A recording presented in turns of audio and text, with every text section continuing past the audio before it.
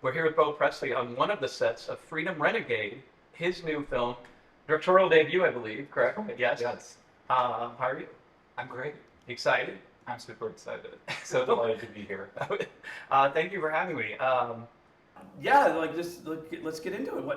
Let's do it. Why did you want to make a movie? It wasn't really, okay, I'm gonna sit down, this is the story, I'm gonna hammer it out. It was really a natural progression of kind of my artistic endeavors. I'm on a bit of a kind of a Dutch study. And so I ran with Bach's music and just been inspired by him and just his real ability to transcend a room with his composition or transcend the person. It was a study on the music, and there was a short that I had been journaling for about maybe 7 years or so, and I thought, well, all right, let's do it. Let's make this short. So I got my crew. I've worked with a crew on 5 films before, and we've got a really good jive. We have a good process, and I said, What was your role on those films? In those films, I was exclusively dancer talent. Okay. So, but they were the cinematographers, so we understood each other, and they understood my nuances, and I understood theirs, so we were really able to kind of run with a rapport that had been established. So anyway, so I said, okay guys, let's make this short. This is my first time, let's experiment. Let's just see. What's next? And I had made a stage ballet during the pandemic, first time choreographing a ballet as well.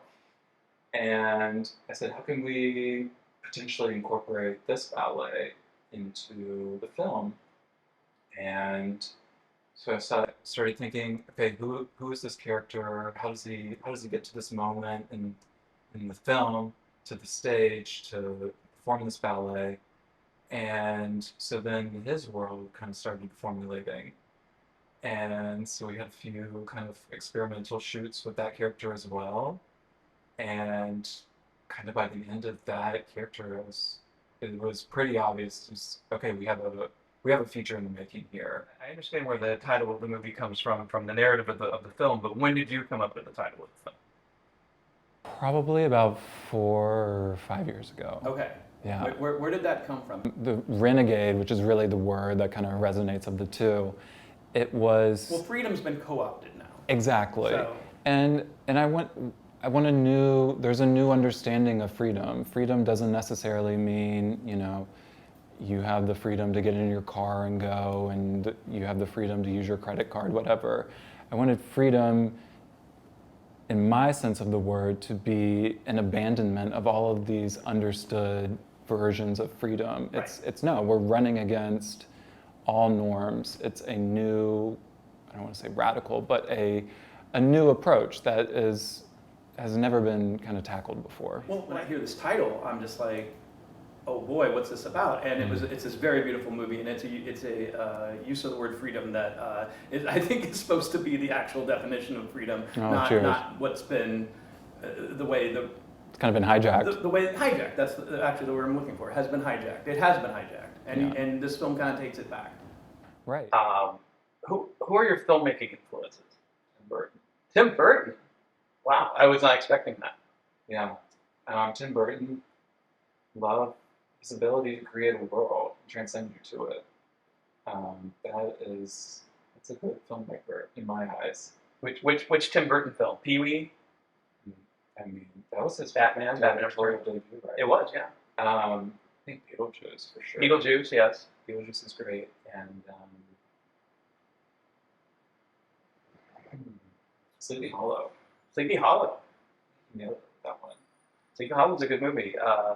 So what do you take from Tim Burton then? Obviously you don't want to copy him, and you do not copy him, but what do you take from an admirer of his films going forward with yours? Well, I know he goes into the studio and paints and draws and works with sculpture, and I think it's a true manifestation of a vision that he may have, and that I really admire, because that's what I aim to do myself, is bring a vision to the physical world that others can enjoy. Otherwise, it's a hallucination. So, what do you mean by that?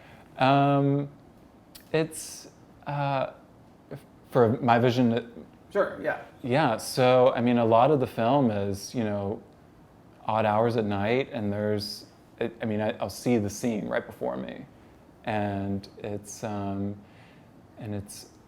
okay. I see this. Why is this important to me? Why is this important to such character? And how am I going to extract it out into the world? What are the elements I need? And then it becomes a problem-solving task, which is all directing is. Right. It's funny now that you mentioned Tim Burton, because I did not realize until you said that the dance scene and the dance scene. Yeah, that one dance scene in this movie. Right. But the very elaborate dance scene with the carpet.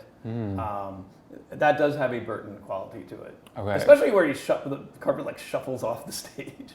Oh, isn't that great? Yeah. We electric skateboard. What, really? And me in the wing, kind of like directing him. Yeah, we had a lovely, lovely dancer. He was so game for anything. So. That's great. It was ingenious, and it makes it look very haunting. Yeah, that was the effect. And we were fortunate that we had studio time, and one of the dancers showed up with an electric skateboard in hand. And I said, what if we... Wait, so you didn't even... No, this was not premeditated. It was so all what was your exploration? How are you going to get it to go away then? Just we didn't know. That wasn't set. Okay. It was just something we discovered in the studio because we had time to explore and come up with options and how we could bring this runner to life. And Haley showed up with an electric skateboard, and I said, "Okay, hold on to the rug, and we'll wheel you around the studio and see what we come up with." That's great. But you got that real menacing kind of like the floating yes, across. Yes, the way that there's no bobbing up and down like a human would. It's just the straightforward. It's otherworldly. Yes. Exactly. That's what we were going for, because it was a collision of worlds, kind of meeting him, that freedom to live character colliding with that imposing force that is his life that he's trying to break away from, symbolized in the runner, brought to the stage, and they got to duke it out. Also seems maybe the most controlled because you're inside, as opposed to some of the outside stuff. I knew every single frame I wanted for that one. Okay. So that was the ballet during the pandemic. I was like, I'm gonna die. I gotta make something. Yeah. And I had two lovely dancers that I'd worked with in the past, and they were here in the city. And I said, guys, come upstate. I've got this really cool space. We worked in a Freemason lodge in a ballroom. And we quarantined, and we had a month to just kind of explore how can we manipulate this runner, how can we make it... Oh, that's interesting. There, not to use the name of but there is a freedom to that of like, we got nothing but time, let's make this right. Exactly, yeah. Exactly. And I had already sketched out a storyboard basically for this ballet. And so I was like, okay, how can we bring these visions, these images into dance form, into real life? And so we just got to play for a month, and we came up with a stage version of the ballet, and it was nice. I got to shelve it, and then when this project started growing, I said, okay, let's bring that in here.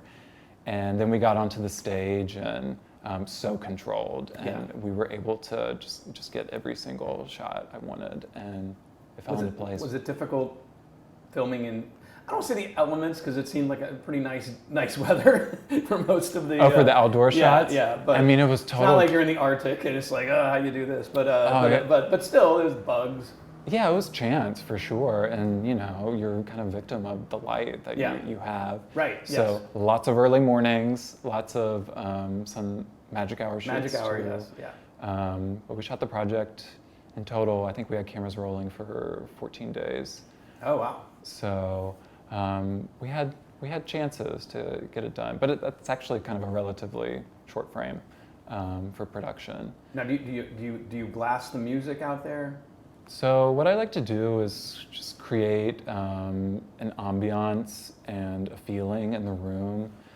So yes, to my sound engineer's dismay, we had music playing in the background, and it's about distilling the room, distilling the energy that we're trying to create, and bringing it into the camera. So oftentimes there was music and oftentimes there was not. We had a lot of drone shots, and I remember just tapping into the sound of the drone.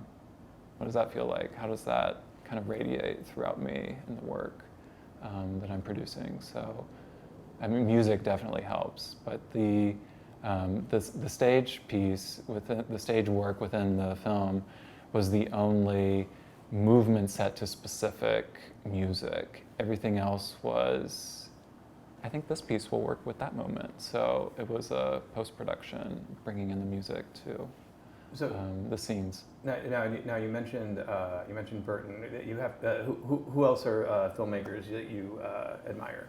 Visconti. Oh, okay. For beauty. Okay. And once again, distilling a room and just the weight of the human existence that he's able to distill in his work really resonated with me. Now do you have favorite? Now, when I say do you have favorite dance movies, I mean like mainstream studio dance films. Do you have favorites of those? I mean, does Pina count? Sure. Resonates with me. I mean, she was such a maverick of her, just who she was as a person and what she brought to the art form. So definitely, not riding her coattail, but hopefully a lineage of that. I believe I read in the credits that the bar that this is filmed at is called the hitching post, correct? Snubbing post. Well, the snubbing post is what's called the film, right? It's the snubbing post. It's the snubbing post in real life. Snubbing post. Okay. Snubbing post. I thought you named it the snubbing post. I was gonna. Oh, it's the real name. That's the real name. Snubbing post. Okay. I don't know what a snubbing post is. I don't either. Okay. Beautiful looking bar. It was a set just waiting to happen. Yeah. So I was upstate and I was like, I need a bar, I need a dive bar. We got to get a dive bar. What's it going to be? But this place looked very pleasant. Couldn't be more authentic, and the owner was such a delight. And what was so crazy is my vision for the bar was, okay, we've got to have the shot where there's the horse hitched and the motorcycle parks and then the character goes in. And I was describing this scene to the bar owner, and she said, what are you talking about? Have you been here before? And she was like, hold on one second. She goes around back to the kitchen and she pulls out the sign of the snubbing post from maybe like 1970, and it's a horse hitched with a motorcycle. Oh. And it was the absolute vision. It was the shot. So it was really just weird. I don't know how else it was just like bizarre happenstance. And we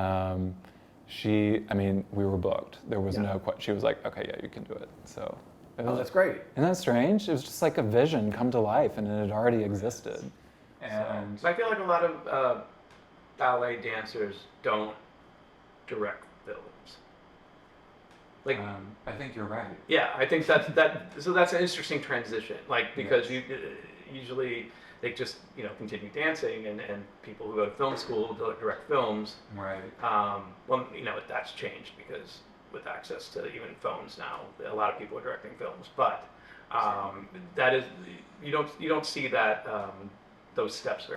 But going forward as a filmmaker, what kind of films do you want to make? Because like I said, this is a beautiful film. The music's great, the dancing is great, but I do feel it is towards a specific audience that wants to see a film. Dance on film, and listen to Bach. Right.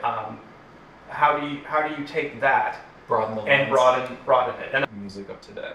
So okay. It's finding, if I'm going to continue dance on film with no spoken dialogue, kind of in the same vernacular in which I'm creating, I think it's finding music that is today, now, right, and perhaps creating around the music as opposed to creating and then imposing music. So I see. To be determined. So this is all very new for me. So But exciting, right? super exciting, very exciting. I'm on the edge of my seat. You're literally on the edge of your seat to see where we go. with no shoes on. I know. I'm grounded always. Is that your line? Like, I'm grounded. I'm grounded. So no matter how far you go in your career, that's going to be your thing. Like, I'm grounded. I'm grounded. Look, no shoes. I'm gonna be barefoot no matter where I go. Okay. If that's the name of your next film, I'm going to be barefoot no matter where I go. That stands out. Coined. Done.